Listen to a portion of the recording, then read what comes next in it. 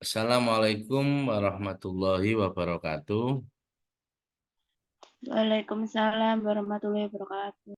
Baik, adik-adik sekalian, pada pertemuan ketiga kita langsung fokus pada filsafat dan ilmu pengetahuan, ada epistemologi, ada ontologi, ada aksiologi.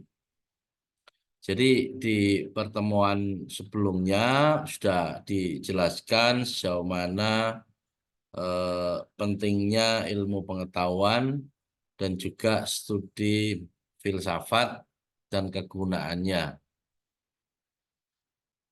Baik teman-teman sekalian, studi filsafat, ilmu pengetahuan, etimologi, ontologi, epistemologi, dan aksiologi.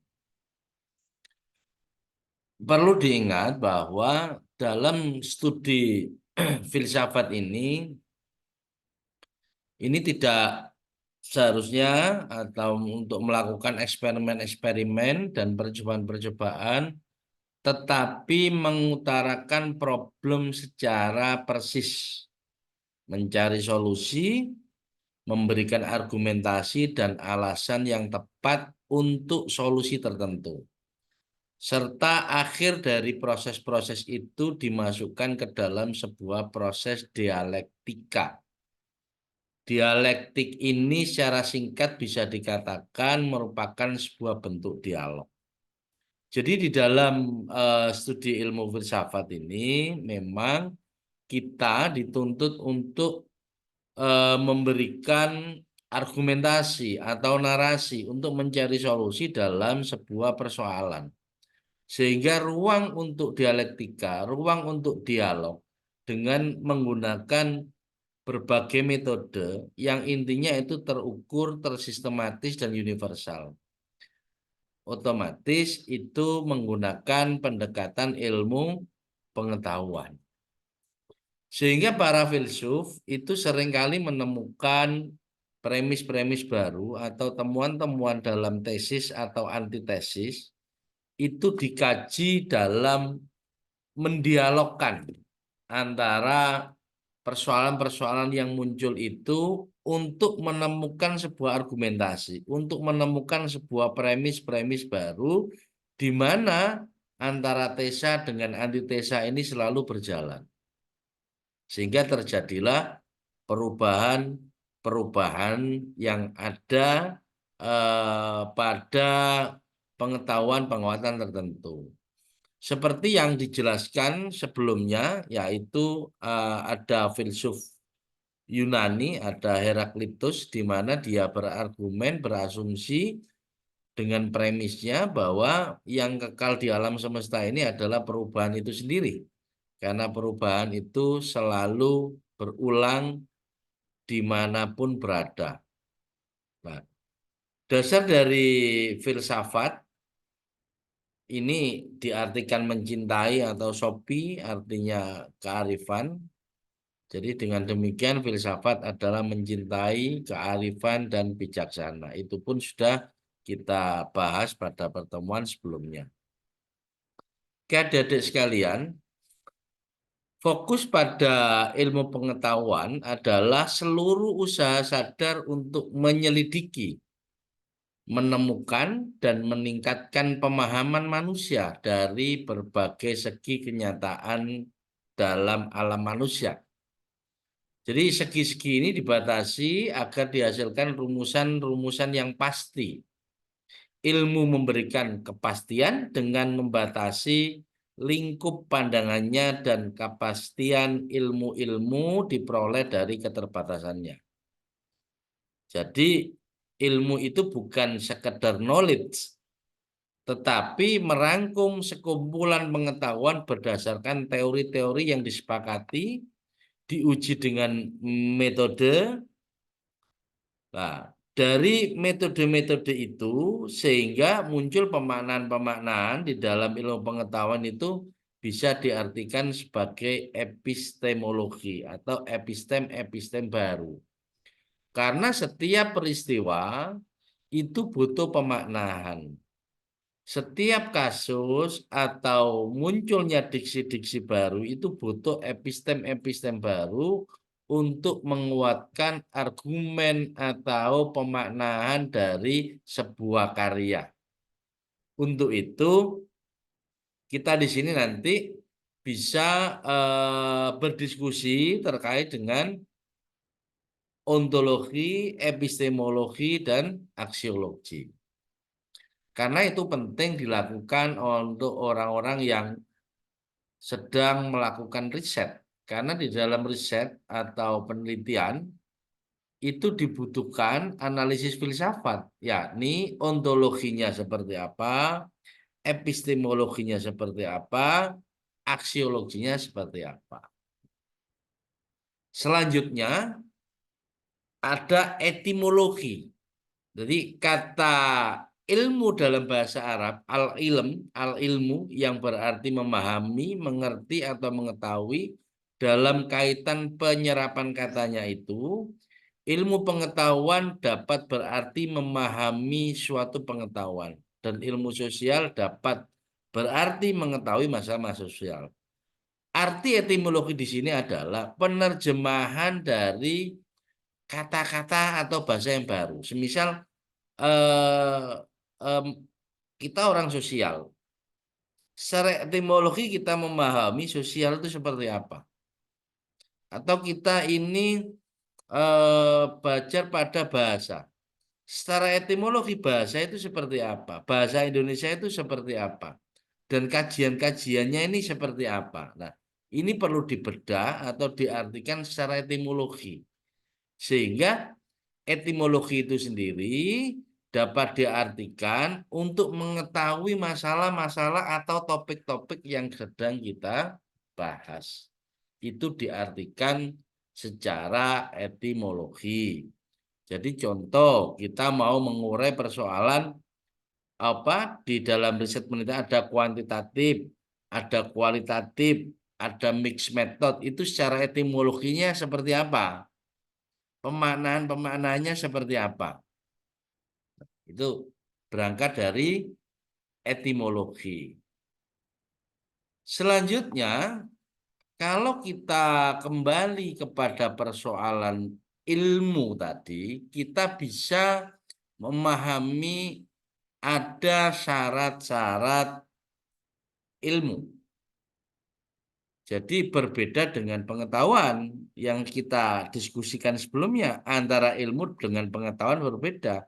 Kalau ilmu itu merupakan pengetahuan khusus tentang apa penyebab sesuatu dan mengapa. Ada syarat ilmiahnya untuk ilmu itu. Yang pertama syaratnya dia harus objektif. Ilmu harus memiliki objek kajian yang terdiri dari satu golongan masalah yang sama. Jadi kajian-kajian yang objektif ini itu menjadi syarat dari keilmuan, bukan subjektif oh ya. Kalau subjektif ini tidak bisa masukkan dalam perangkat penelitian karena subjektif itu kan pendapatnya dia sendiri. Kalau kita melakukan riset-riset atau penelitian itu harus data-data yang objektif, keynote spec-nya juga objektif atau ngomong kualitatif maupun kuantitatif. Berarti respondennya juga harus objektif, tidak settingan dari kita untuk dikondisikan. Yang kedua, ilmu itu harus menggunakan metode. Apa metode itu?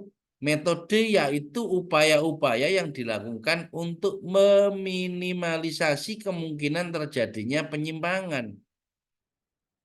Nah, sehingga metode metode yang digunakan itu merujuk pada metode-metode ilmiah. Jadi nanti kita metodologinya pakai apa? Jenis penelitiannya pakai apa? Analisisnya pakai apa? Pakai deskripsi atau yang lainnya? Jenis penelitiannya kuantitatif atau kualitatif? Pendekatannya pakai studi kasus atau fenomenologi atau mixed method mix metode, ada campuran, atau pakai metode apa. Nah, sehingga syarat dari keilmuan itu, metode ini merupakan sebuah keharusan. Karena kayak siapa Alifa nanti atau Ayunda melakukan riset, ini juga harus ada metodologinya. Atau kawan-kawan dari bahasa Indonesia mau melakukan riset-riset di sekolahan, itu juga harus memahami metodologinya. Dia mau riset ke lapangan pakai kuantitatif atau pakai kualitatif. Kalau pakai kualitatif, berarti dia harus wawancara, observasi secara langsung dengan narasumber-narasumber yang ada. Kalau pakai kuantitatif, otomatis sebaran-sebaran angket ini harus disebar di sana, di siswa-siswa didik itu. Nah, selain metode yang jadi tolok ukur syarat-syarat keilmuan, itu juga harus sistematis. Dalam perjalanannya mencoba mengetahui dan menjelaskan sesuatu yang objek. Harus sistematis. Dalam rangkaian sebab akibat. Nah, ini merupakan syarat ilmu yang ketiga. Ini sistematis dia harus. Yang terakhir universal. Kebenaran yang hendak dicapai adalah kebenaran universal yang bersifat umum. Jadi kita ini tidak harus bersifat khusus. Semisal contoh kita mau riset, ada ilmu santet, ada ilmu telo. Ini juga belum bisa dikatakan universal karena pembuktian-pembuktian secara ilmiah belum bisa dipresentasikan. Berbeda ketika kajian-kajian itu kajian bahasa, kajian matematika, kajian ilmu sosial, interaksi, ada hubungan pemerintahan dengan masyarakat, atau implementasi kebijakan dari pemerintah kepada masyarakat, ini sangat terukur semuanya. Sehingga teori-teori yang dipakai itu bisa diterima. Dan kajian-kajian yang dipakai itu bisa diterima. Karena universal ini, kenapa? Karena memang objeknya ini kan soal perilaku-perilaku dari manusia itu. Bukan di luar dari kemanusiaan.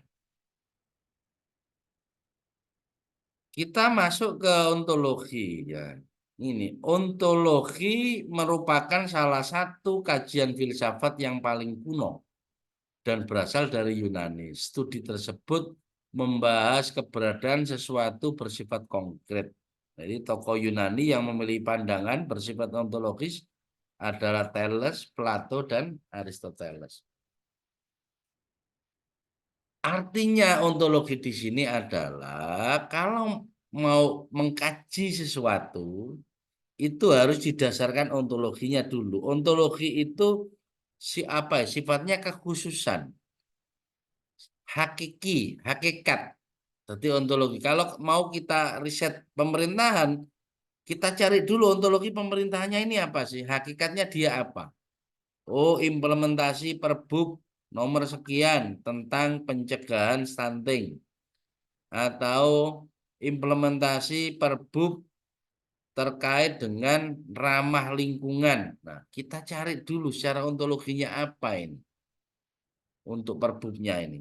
Contoh, ada kebijakan baru yang dulu ya era Pak Nadiem, ada MBKM, Merdeka Belajar Kampus Merdeka. Ini secara ontologinya seperti apa? Nah, itu harus ada kajian akademiknya dulu.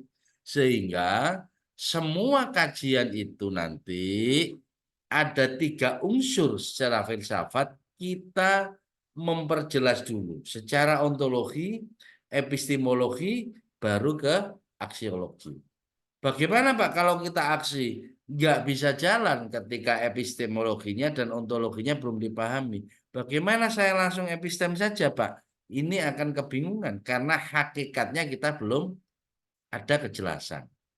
Nah, ini ada ontologi, atau ini berawal dari logos, jadi bisa disebutkan ontologi adalah ilmu yang membahas tentang hakikat sesuatu yang ada sehingga sesuatu tersebut bisa dipercaya masyarakat.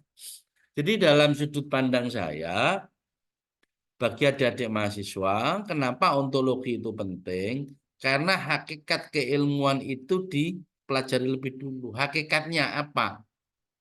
Contoh, kamu mau riset masalah pendidikan anak usia dini. Lah, hakikatnya dulu dipahami. PAUD itu seperti apa? Atau kamu mau riset ke kepala desa untuk SID, harus dipahami dulu. SID-nya ini apa? Sistem informasi desanya ini. Nah, kalau sudah dipahami baru nanti kita terjemahkan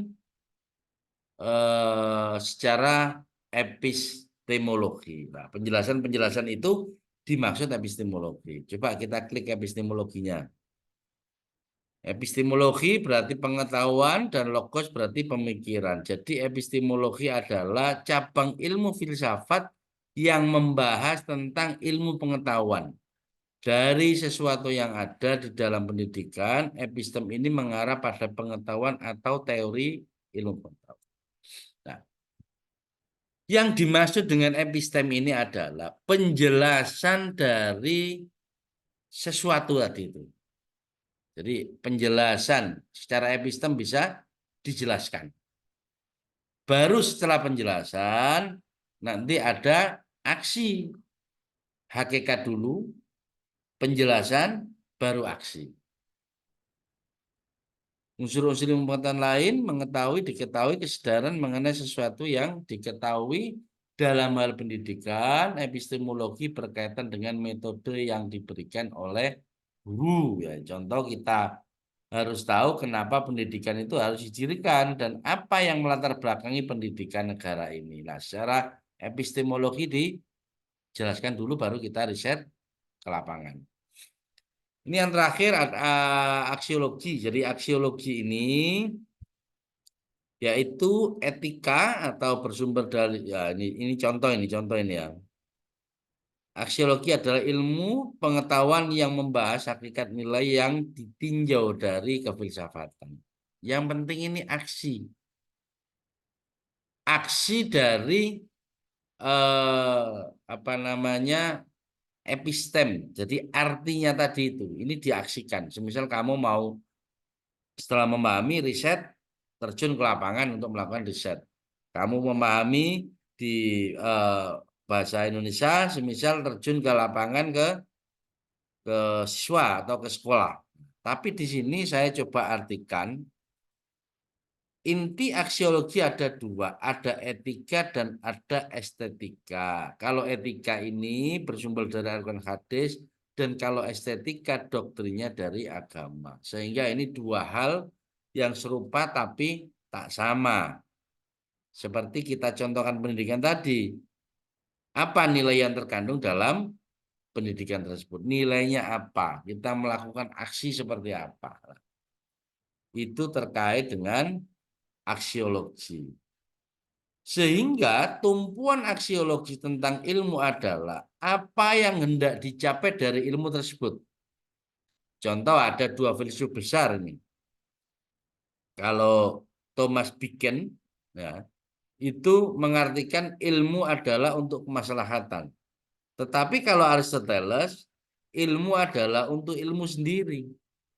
Picken ini menyampaikan kalau nggak untuk kemaslahatan berarti bukan ilmu. Tapi Aristoteles ilmu untuk ilmu terserah. Mau ilmu apa saja, mau jahat, mau baik, mau buruk. Itu masuk dalam kajian ilmu. Nah ini ada dua pandangan yang berbeda.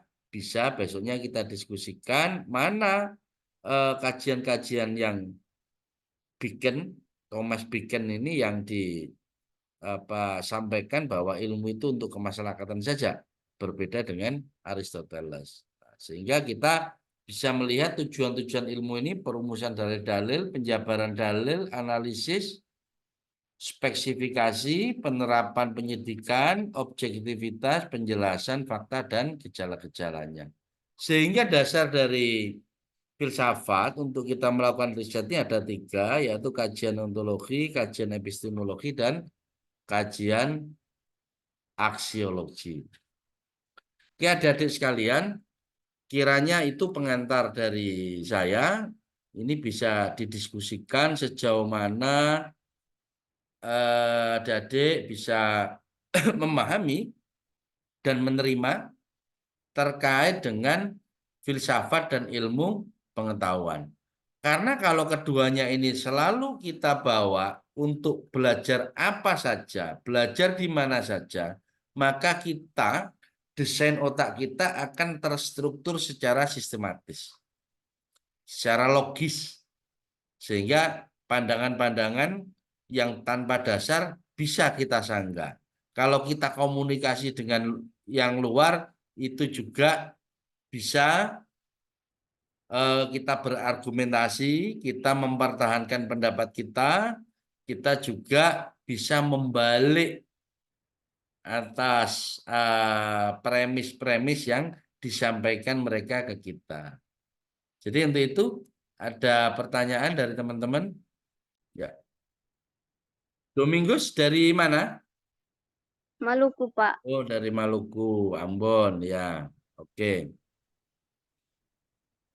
Ada yang ditanyakan lagi? Itu bisa kita lanjutkan kembali. Jadi terkait dengan tugas dari kelompok 1, 2, 3, minggu depan presentasi wajib masing-masing kelompok. Bisa dipahami ya teman-teman? Sudah siap semua untuk PPT-nya? Insya Allah sudah, Pak. Ya, kalau siap semua bisa dikirim dulu. Untuk minggu depan bisa kita presentasi lebih lanjut. Jadi bisa kita selesaikan dalam satu pertemuan yang ketiga-tiganya. Kiranya itu ya dari saya. Saya mohon maaf yang sebesar-besarnya karena belum bisa untuk luring. Kita Zoom dulu di sini. Kurang lebihnya mohon maaf.